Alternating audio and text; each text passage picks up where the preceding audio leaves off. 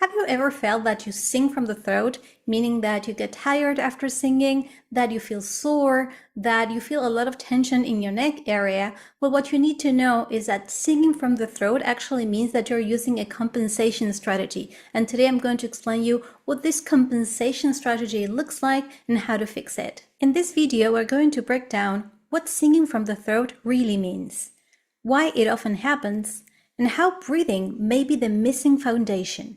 Because singing should not feel like constant strain.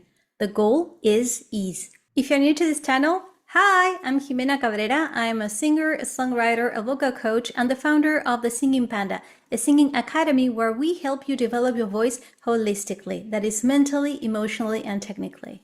What does singing from your throat actually mean? It means that instead of using your whole body efficiently to support your sound, what you're doing is you're over-recruiting the muscles in your neck, in your jaw, and in your throat to compensate. In other words, your throat is doing extra work because something foundational is missing, and very often that foundation is breath. Of course, we're not saying that the throat is the enemy. Not at all. We need our throats for singing. That's where our larynx is. That's where our vocal folds are. So what we're saying here is that when there is squeezing in your neck area, when it feels like straining, then that just means that, like we said, you are compensating. Your system is searching for power, but in the wrong place. Think of singing like driving a car. Air is your fuel. If your car has no gas, it doesn't matter how beautiful your car is, it won't run properly.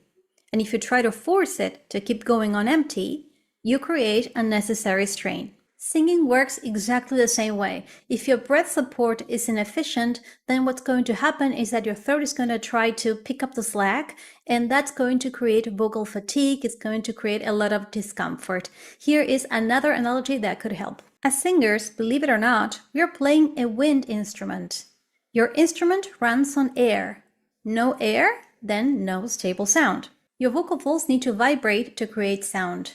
And how do they get to vibrate? Because of the air passing through them. So you see that breathing is not just important, it's foundational.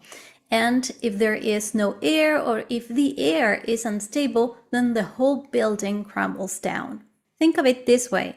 If a building has weak foundations, the structure above it collapses. So if your air is unstable, that just means that your sound is going to be unstable too. You need to be in command of your airflow, remember. If not, what's going to start to happen is that you're going to start to compensate. You're going to be squeezing, pushing, struggling, and therefore having a really bad time when you're singing. You can also picture your vocal folds as a flag. The air passing through is what creates that undulating, fluttering motion. And in case you didn't notice, I'm from Argentina. The importance of your mindset. And that's why it's so important for us, for singers, to be aware of our mindset so that we don't end up developing what I call a struggle-based singing. That is when you feel that you need to push through to get better results. So you think that if you push harder, if you strain your voice, you're going to, for example, sound stronger. And that is not necessarily the case. More struggle is just more compensation. And that's why at the Singing Panda, we are always moving towards ease, because ease is what creates freedom, which will then ultimately help you create this powerful sound that you're looking for. So how do you know if you're singing from your throat? Here are some possible signs. Your throat feels sore after singing. Your neck visibly tightens. Your shoulders rise excessively. You feel vocal fatigue quickly. Singing feels effortful most of the time. Remember, discomfort is information. And I'm going to give you now some good news.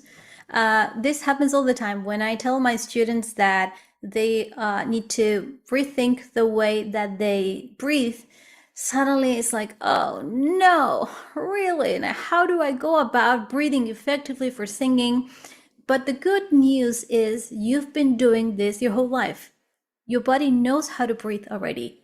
The only difference is that for singing, you need to be breathing more intentionally. So you need to be more aware of what you are already doing. So just chill. This is something that your body knows how to do. What's next? So in our next video, we're going to be breaking this down step by step. In our next video, we'll look at what efficient breathing actually looks like.